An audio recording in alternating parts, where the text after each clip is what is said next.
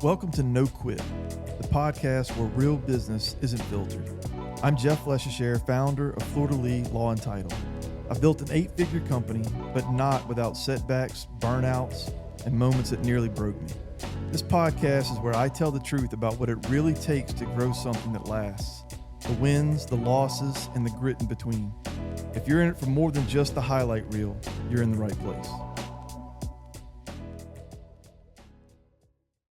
The stories shared on this podcast are based on real experiences, but details have been changed or generalized to protect client confidentiality. This podcast is for informational purposes only and does not constitute legal advice. Listening to this podcast does not create an attorney-client relationship. So welcome. This is the No Quit podcast. This is our first episode. I'm Jeff Leschere, local attorney here in Hammond, Louisiana. And our first guest is Mr. Todd Delaune, a good friend, owner of Red, White, and Brew. Among many other talents, I needed somebody that could entertain today because I'm going to be learning through this procedure. It'll be fun.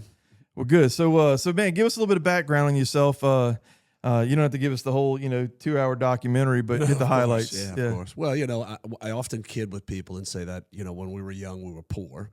But we didn't know we were poor because the whole neighborhood was poor. So I didn't come from money by any stretch of the imagination. But one thing that I always take great pride in is that my parents taught me the most important thing you can teach anybody, and that's a work ethic. Mm-hmm. So the one thing I knew how to do in life was work. Yeah. So and where's this at? Where'd you grow up? I grew up on the West Bank. I grew up in a little neighborhood called Avondale, right, which was actually built around the shipyard. Yeah. So that's the whole reason that neighborhood existed. My dad worked at a grain elevator, Continental Grain, the one that blew up in the 70s. I don't know if you remember that or not. Well, you're not old enough. Nope. But anyways, it's strange because we were sitting at a kitchen table and we were going to get his Christmas turkey that day. And the house rumbled like that. And I'm like, what was that? And it turns out he lost a lot of friends in that, too. Wow. It's pretty sad. But anyways, that's where I'm from. I have very humble beginnings. I just worked hard, and I knew how to do that. So I applied my hard work to a little bit of knowledge, and here we are. Mm-hmm.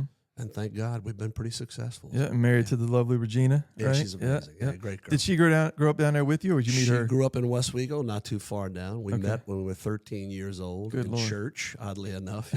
I saw her in the choir, and I'm like, wow. She's beautiful. She's still beautiful, obviously. Yeah, definitely. And married how long now? This month on the 18th, we make 42 years. Wow, geez. Are you 42 yet? I'm 46, man. Come on. Yeah, I made the 70s by a year. I hit 79. Well, good job. Yeah, I caught a little bit of it. I think the number one song that year was like the Pina Colada song or something. Yeah, like that. Right. So that's hilarious. It makes me feel weird, but Escape. Yeah. That's right. You probably sang that at we karaoke. do karaoke, of course. Yeah. So what led you to Red, White, and Brew? Oddly enough, Katrina is where things got a little interesting for me. I always appreciated wine.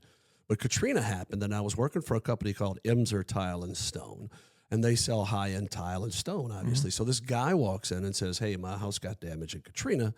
I need to get some tile. I'm like, look, we sell wholesale. I'll set you up with a retailer. He said, yeah, I understand. I sell wholesale, too. I'm like, cool, what do you do? He says, well, I sell wine. Bing! Yeah. Thus began a beautiful friendship, first of all, and then I really got to delve much deeper into the wine world. Well, fast forward, I wanted to open up a wine shop in Hammond. Mm-hmm. My concept was wine and cigars, which oddly enough, I have both now. Got now, yeah. But in talking to the city, they were like, yeah, well, we're not giving out any more liquor licenses, so that's not really an option for you. So I kind of blew it off. Mm-hmm. Well, Glenn's daughter, Ariel, calls me up one day and says, I think the Red, White, and Brew is for sale. And I'm like, really? Get me in touch with the owners, and here we are. 13 years in, we bought it and turned it into it's fabulous, man. Huge success. Martha, my wife, and I obviously used to live just about a block and a half maybe away from there when we first got married. And I went in there, once or twice to buy something or whatever, but it's nothing compared to the social, interaction that you get now going in there and seeing y'all and it's cool. All the things y'all got going on and the tastings and stuff like that. I mean, that's helped us get into wine quite a bit because you get exposed to so many nice things. But it's helped us evolve the brand a lot too. Just constantly making that circle a little bit bigger. Mm-hmm. Yeah, and I mean, it's if you haven't been in there before, folks. I mean, it's y'all that make the place so great. I mean, y'all are there. You interact with people, talk to them. And I mean, everybody wants to know the owner, right? But y'all are just good to know and fun to hang out with and stuff. But we're just also very passionate about what we do. Yeah, I enjoy it. I think it's great for me. I love it. So did you always, I guess when you first got into wine, was it, big reds you went straight into, or what drew I've you always in? appreciated reds more than whites, Yeah. but I think whites have their place in the world, especially in the food world. Yeah. This weekend we've got the library function coming up, and every year I go and speak about the wines, and I pair them with the foods. So white is a big part of food. Yeah. Yeah. More so in America than some other countries, but it's a huge part of food. And now you traveled all over kind of yeah, chasing these wines, right? Yeah, Italy. absolutely, yeah. Yeah. We go to California every January, and the reason we go in January is it's quiet, it's cold, and everybody can see you. Yeah. The only people working are people pruning in the vineyards. And then we go to Italy once every 2 years because I just adore Italy, and of course I adore the Italian wine and the culture and the food and the people. So it's a great place. I haven't got into those much. I mean, what are those like? Are they like cabs? Are they more like Pinots or? Well, it depends. Italian wines have a tendency to be a little bit lighter than the California style, meaning less fruit forward, a little more tannic, which Yeah. means the European wines are really geared for food. So if you think about, okay, I'm going to eat this food, then I'm going to drink this wine. That's Europe. Everywhere you go, you sit down for a glass of wine, they give you food with it. Yeah. They go together. They believe that food and wine are inseparable. Yeah, I'd weigh 300 pounds, man, if I was in your world. Yeah, You're me too. Eating and drinking that constant, But in Italy, you're walking uphill so much and the food's so fresh and clean. On the trips, but I mean, y'all have gotten so tight with restaurateurs that are like, in here, St. Tammany, I feel like all over the place. Even French Laundry you've been to Twice, yeah. twice. I mean, what was that like?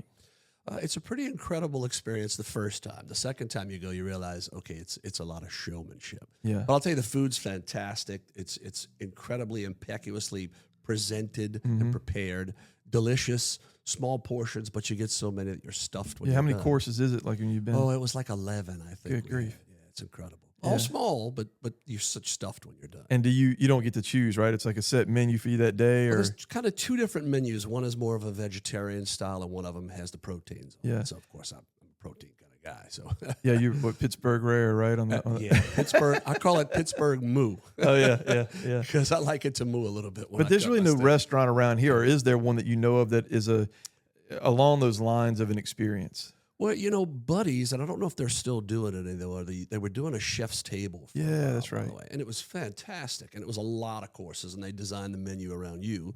And we did that about 3 times, but I don't think they're doing that anymore. Yeah. But very similar experience, just not as bougie as the French Laundry is. Because I think I just read recently, New Orleans now has, what is it, 2 restaurants that got some Michelin stars? Did you see that? Yeah, I think one of them was One's what's an his name? Emerald. Emerald's son. Yeah, so and the other is like Saint Germain, maybe, or something. that's pretty impressive. Yeah, New Orleans has great food. Like honestly, I've been all over the world, and I think some of the best food is still New Orleans. yeah. It's the melding of so many cultures of fabulous food.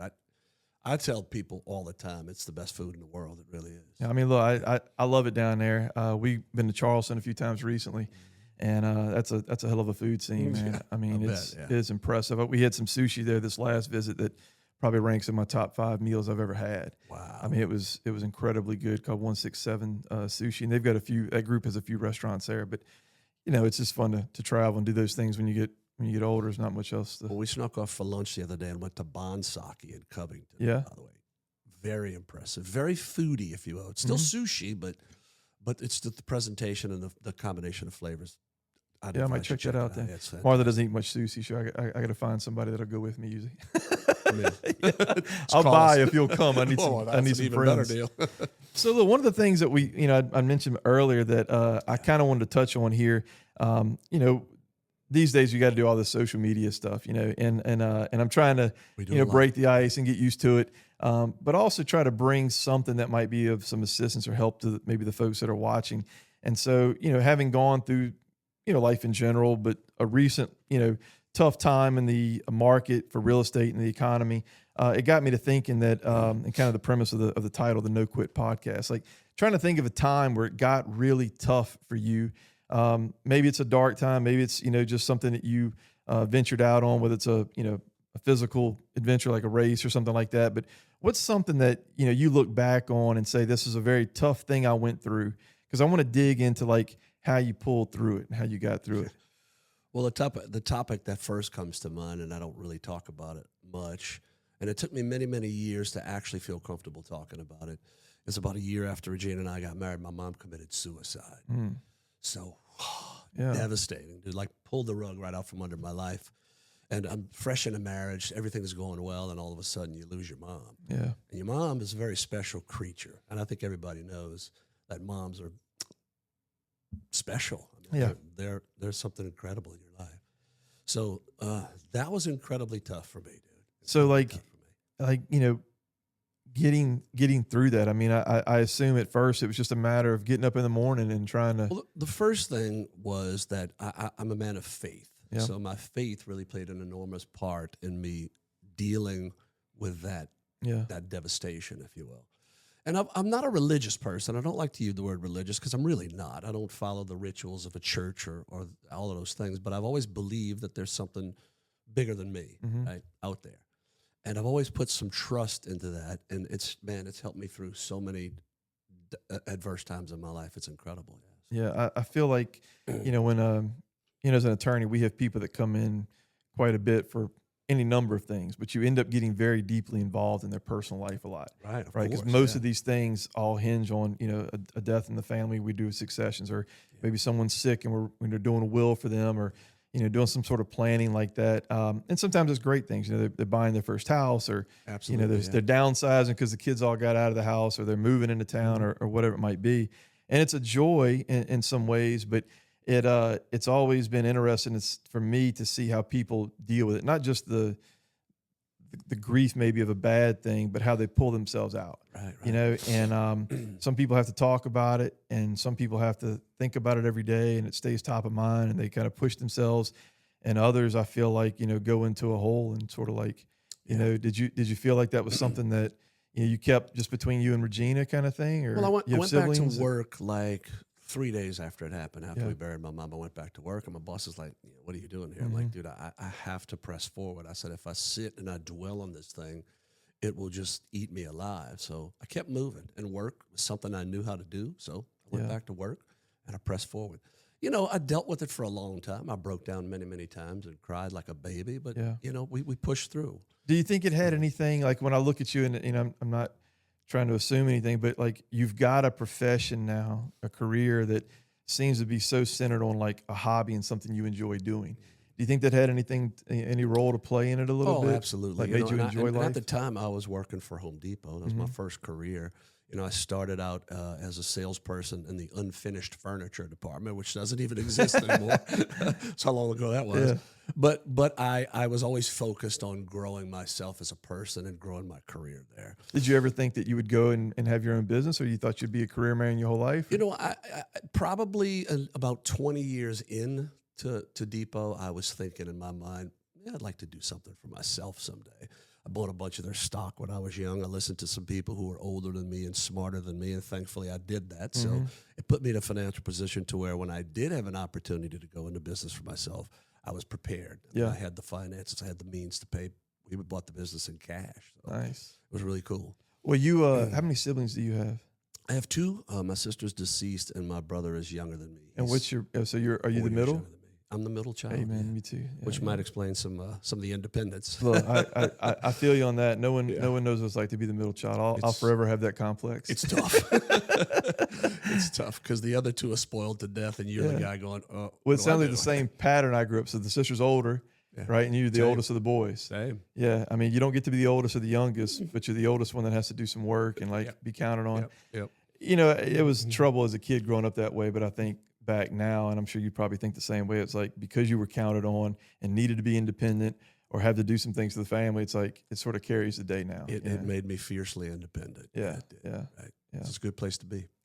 So man, I wonder, if going back, that one's a little bit tough. I kind of wanted to make a little bit of this podcast too. Like, what advice would you give yourself prior? I didn't mean to go dark, but No, it's okay. I mean, but that was a very a tough time in my life. Obviously, I think the other tough time in my life is kind of right now with the Hammond City Council. Yes. So tell me about what's going on there. Pushback they were getting from those guys right now. Well, there was an ordinance that they wanted to pass that banned anyone from the age of 18 to 21 from going into bars. The law in the state of Louisiana is that anyone from 18 to 21 can go into a bar. They just can't be served. Correct. Yeah. Right? The law also states that if they're with their parent and their parent brings them with them, the parent can serve them a drink too. So those laws are already in place. I think the biggest problem we had in the city is we never really enforced those laws. So instead of trying to enforce the laws that were on the books, let's force it down the throat of everybody. For us, it doesn't matter. I'm already 21 and over. We don't let anybody come in and sit at our bars younger.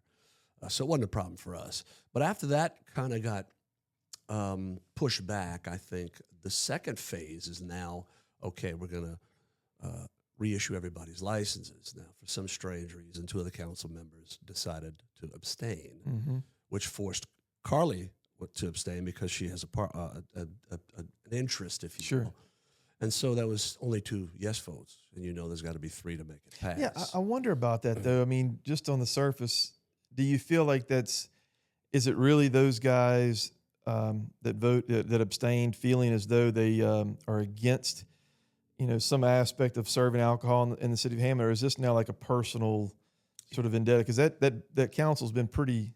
It seems more personal to me. I mean, I don't know what their motives are, but whatever your motive is, you should be on that seat looking for the best interest of the greater good of Hammond, not for the greater good of yourself.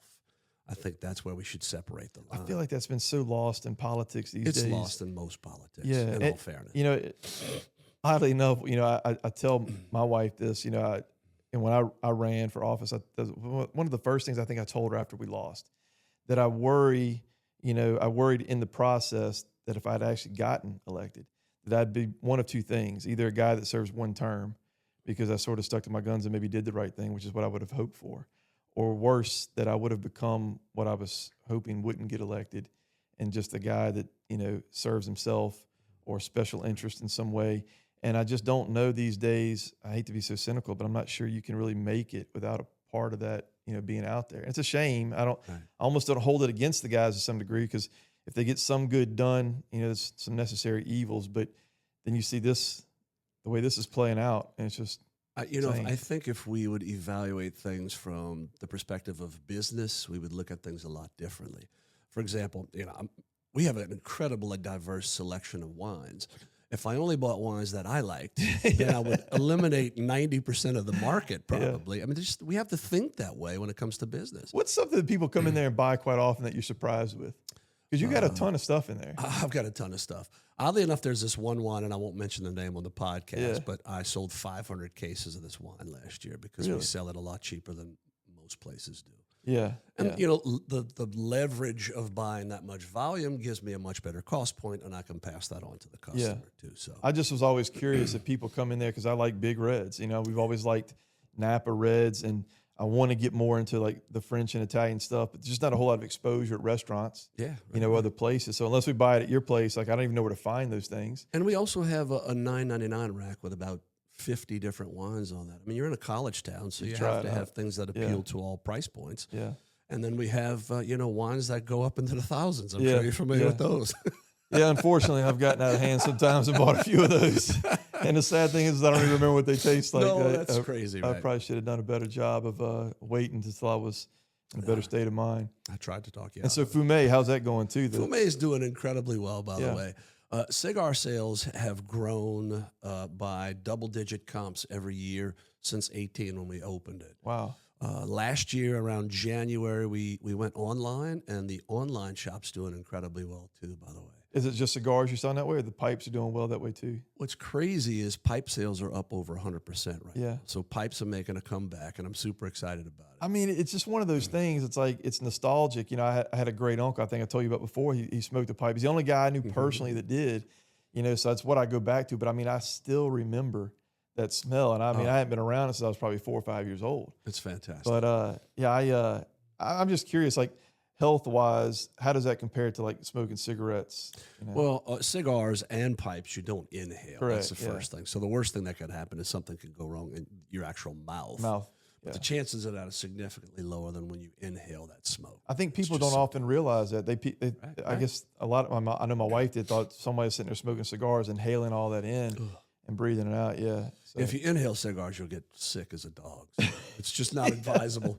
Turn green. Puke all over the place, I've always wanted to try the sort of the Cuban, right? I always want to get up one morning and have some coffee and smoke a cigar, but I just can't always bring myself to it. It just feels It's still strong for me in the morning. Yeah. And I'm a fair weathered smoker. When it gets cool outside, you'll catch me outside. Oh yeah, smoking. that's certainly better. But I noticed it when I drive by when you first open. It was like much more of an in and out shop. But man, there'll be a group of 10 or 12 guys out there Every day. trying new things every day. I feel like every day. It's got a following. And, we've got Bryce who works for us. He's kind of manages it for us, and he procures all of our products, and he's super knowledgeable. yeah, your guys are always that way. I feel like. They're incredible. At the bar too, they're always Super knowledgeable. Yeah, almost to the point where I sort of feel bad.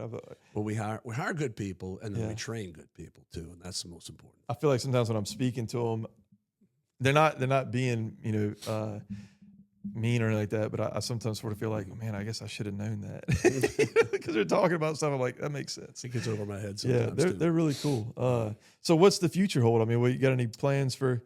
I'm kind of at that phase of my life. I make 61 this month, so I'm kind of at that phase of my life going, I've accomplished a lot of things that I wanted to accomplish in life. How much farther do I want to go? Do I take the business to the next level, or do I start working on maybe a long-term exit strategy? And I don't know where I am right now, to be honest. I think I'm fueled by the success of growth. I've always been motivated by growth, and I love to see what I do succeed. Yeah. So it's hard for me to not do that.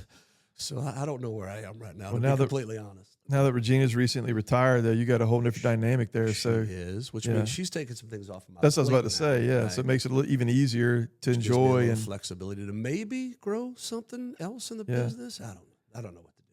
it's cool to be in that place. It man. Yeah. Cool. Well, you asked me a lot of questions. Let me ask you a couple questions. What are some adversities you've come over in your life? Man, where are you from? Tell us a little bit about that. I mean, I'm here. I'm born and raised here. I'm let's see, at this point, I guess 4th generation. My kids are 5th generation here. We've got a little bit of a cool story, and I'll keep it brief, but we had some French family that have really taken the genealogy all the way back. And being that our family kind of came here in the 1860s, it's not hard to follow. So basically 3 brothers, 2 that were priests, came over in like the late 1860s after the Civil War, and were put over in Pankerville near Donaldsonville, Napoleonville, or whatever, and built the Catholic Church there. Oh, cool. There were 2 priests, and their little brother, as best that I know the story, grew up, got married, had a set of children, maybe 5 or 6. His wife passed away at a fairly young age. He remarried, and he had another 7 or 8 kids. And so those 2 segments of the family sort of split off. Some stayed there for a bit, and others went to, I think, New Orleans. And then of the ones that stayed in that Donaldsonville area, some migrated into Gonzales. And my great grandfather was one of those kids, so the first generation, kind of born here. Cool. And he moved over here to start strawberry farming, essentially. That's cool. Maybe he had to stop in New Orleans at a time, which is where I met my great grandmother. But these are people I knew in my life until he lived until I was probably 12 or 13. And my great-grandmother until I was about 16. And we grew up on sort of a family compound. So it was like my parents, my grandparents, my great-grandparents, great-aunt and uncle, all around there. Commune. Yeah, and so they were farmers and worked at the plants, down in Norco. And it's really kind of almost weird, the similarities. I grew up the middle child with an older sister, younger brother. My dad had worked at the plant. There was a cat cracker explosion, in the 80s, similar to the grain explosion that I remember. Wow. Unfortunately, some guys passing away and it being a big deal. But, grew up pretty blue collar here. And our parents always pushed, education and work hard. And you did both. Yeah. I mean, I don't know what they call it all the time, but like the imposter syndrome or something like that. Sometimes there's days you wake up and you feel like, am I really supposed to be here? Right. You know what I mean? It's like, fair enough. Yeah. To be a lawyer and, run a business and have all these people that work for you. And, sometimes you feel like you're just kind of skating by the skin of your teeth. But you've enjoyed a lot of success, man. Yeah. I'm glad for you, and it's come at, at some price, to some extent. Absolutely.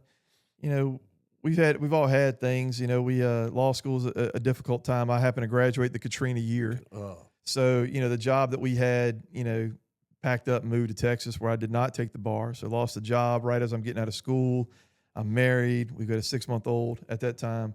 So that was a little bit difficult. But, the recent, difficulties and the reason this podcast kind of popped into my head is just that, I've lived a very, in my opinion, I'm not trying to be, arrogant and conceited here, but sort of very giving and generous life and try to always make, people grow along with me and share in the profits here and things like that.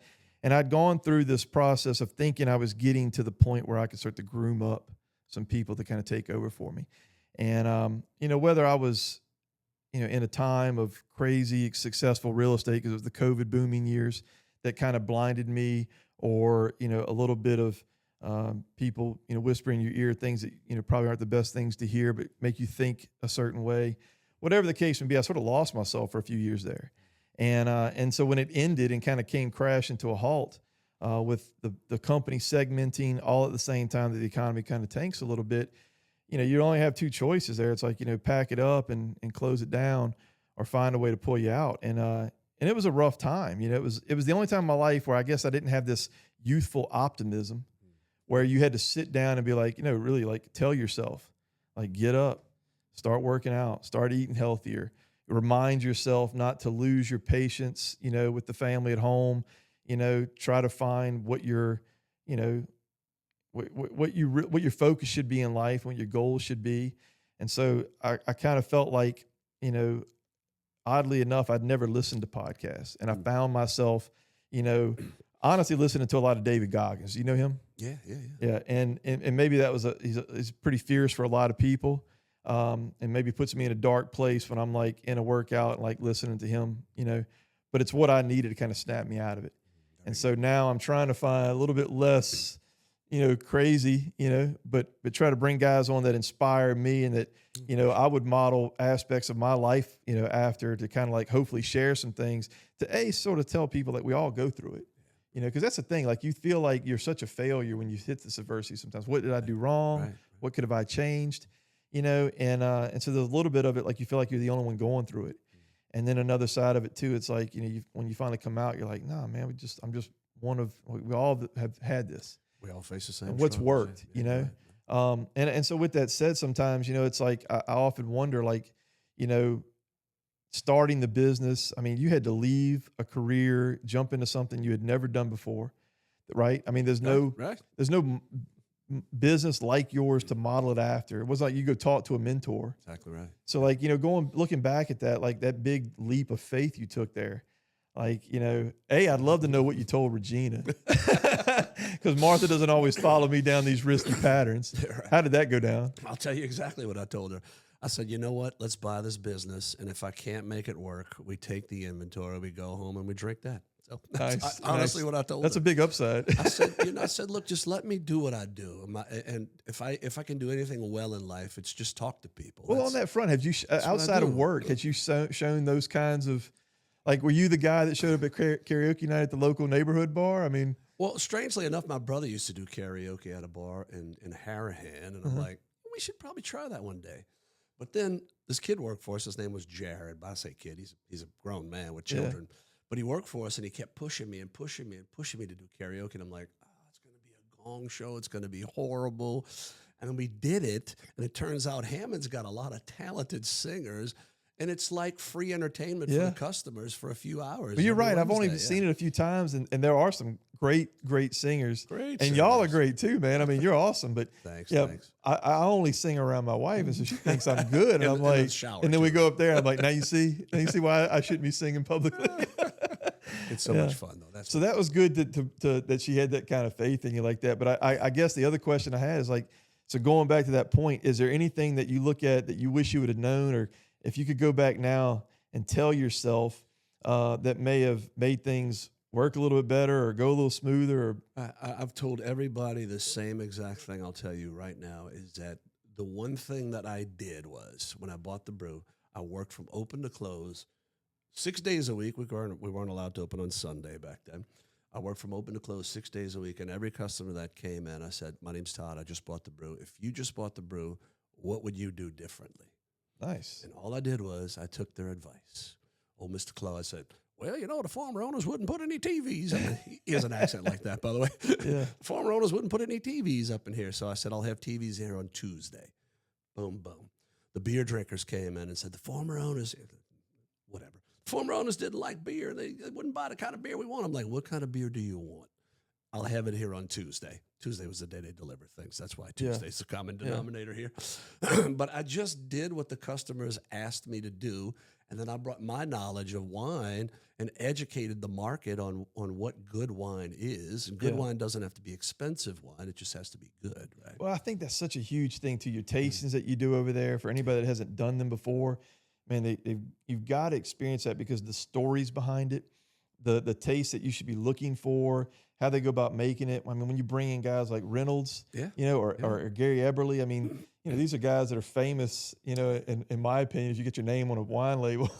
And we've been fortunate enough to sell a lot of good high-end wine too, and that attracts a lot of the winemakers and the winery owners to come down and want to make presentations. And we've made presentations for some of the biggest names in the industry, in California for sure. Yeah. But fun. I think too, what you said about asking, like sitting there, I mean, it really is an aspect of learning the business that I think people don't often sort of listen to, right? I mean, it's a different take on the customer's always right? I mean, people want to give you their 2 cents. They want to help you. They want to see you succeed. They want to have that kind of place that they can go to and love it. And so if you make it, I'm sure you asked 100 people and you honed in on like 30 people said this thing. That's probably pretty important. Probably. That's all I did. Honestly, I talked to the customers. It's simple but genius. They told me what they wanted to see in the business, and we did it. The only thing that I added was my wine knowledge, and we cultivated that side of the business. Yeah. Well, great. Yeah, man. I think you've got a great thing going there. It's our favorite place. I appreciate it. We don't go out to bars. I mean, we're awesome. Been married for 25 years and have 3 kids, and so between practices and things like that, we don't go out in that way, but. Yeah, we don't miss an opportunity to pop in there and hopefully see you. And sorry about the angry text. It wasn't meant to be angry the other day when I was like, hey, I'm here and you're not here. I guess the tone was off. I was just like, I want to see you. I usually take one night off a week, but if somebody shows up that I want to hang out with, I'm coming hang out with them. Yeah. So it was good to see you. It was good to have you all there. Yeah, it's always wonderful to see you. I know you've been out of that circuit for a little while with your health and everything. Well, yeah, I mean, I as I tell my wife, she's one of those people can eat whatever she wants and cooks fantastically well. And so it's hard not to gain weight. And so I told her, I was like, I've put on a 3rd grader since we met, basically, and That's funny. Almost a couple of pounds a year for 24 years, it adds up. Yeah. And so finally I started to take my health a little bit more serious. And, that's a big reason things kind of turned around here at the company too. And it's amazing. That's one thing I guess I want to, maybe we'll end on, that I wasn't expecting to bring up, but it dawns on me you're an optimistic guy and you probably do this. What do you believe about like manifesting your future in a way? Do you ever think about that, or have you talked about it or read about it? I mean, like goal setting's another way of saying it, but sort of like putting it out there and letting it happen. Well, I think personally, I'm just super motivated to succeed. Yeah. I always have been. And to me, it's a personal challenge to see what I can prove to myself, because I honestly never think about what do I need to prove to anyone else. Mm-hmm. It's me internally, and that's how I set all my goals. I'm set my mind to, this is what Todd Delaune wants to accomplish to impress Todd Delaune. I don't do anything to impress anybody else, and I quite frankly, sometimes I don't even care about people's opinion of whether or not I'm successful. Is it a concrete thing you do though? Like, are you a goal setter where you write them down kind of thing, or is it something you think about every day, just naturally? Well, if I have one gift in the world, it's that I have a photographic memory. So everything is in my head.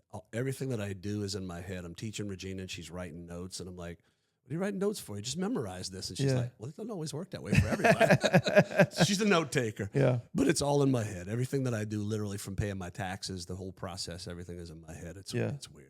I'm just weird photographic memory. I mean, that's nice. But it works. I find that it's the routine of things and the consistency that is really changed my life. And I sometimes wonder with folks that have been successful, if it's, is it just me, or you hear about other people talk about it, but I was just curious about that. But yeah, having a gift like a photographic memory, man. I don't write anything down. Good Lord. It's the weirdest thing in the world. I don't write anything down. It's funny. I joke with Martha. She can remember everything I said in every conversation ever, but can't remember her keys and where she put them down. So everybody's got their talent in their special way. Funny. That's funny. That's cool. Well, good, man. I appreciate you coming on and I'm honored to and be being here, my first friend. guest and breaking Honored. the ice here Honored. for me and going easy on me. Well, I think it went very well. But you're a good friend. I'm so glad to have y'all as a part of this community in town and y'all's business as well. And we've enjoyed it. I'm looking forward to sneaking in on your trip to Napa in January if we you're can in. make that happen. It's an amazing trip. You're in. So one other thing before you go, just to kind of help me out, Who would you recommend I try to bring on the podcast and speak with? Well, if it's from the perspective of people who have been super successful at what they do, you might want to consider maybe Sal Rubio, because he's got a great story, man. Yeah. He's Got an empire now. An immigrant who has beyond lived the American dream. Yeah. So he's inspired me in a few ways too. So that might be a good candidate for you. Well, good. I might have you reach out for me because he's at a successful level. Yeah. Yeah, we have a good rapport. Good, man. I appreciate that. Yeah, thank you. Yeah, my pleasure. Cool.